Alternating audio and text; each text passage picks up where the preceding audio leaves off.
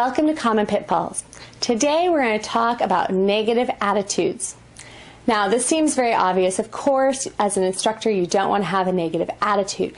But I want to just bring to your attention some areas that you might not be thinking of that are negative and can have a detrimental effect both on you, on your clients, and on the studio in general, or Pilates even in general. So negative attitude, I'm talking about whining, complaining, arguing. I'm talking about throwing the studio or Pilates or other instructors under the bus, and just generally having a bad attitude. So we want to take responsibility for how we're teaching and our clients' results and make sure that we don't shift that blame on somebody else inappropriately. Now if there's an appropriate reason, that's fine, but we probably even then we don't need to highlight that. Alright, so what does this look like?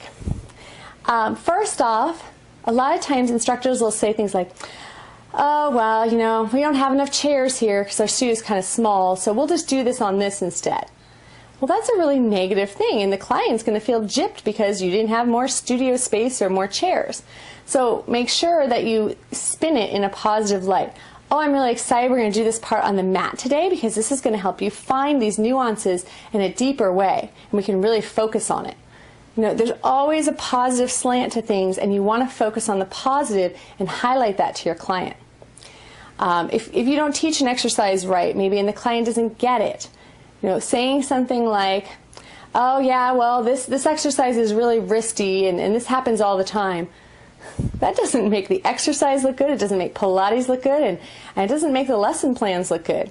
And what really happened was you didn't cue it well in terms of articulating how they should be doing their wrist and what they should be feeling and how they should have proper setup or maybe some modifications or something.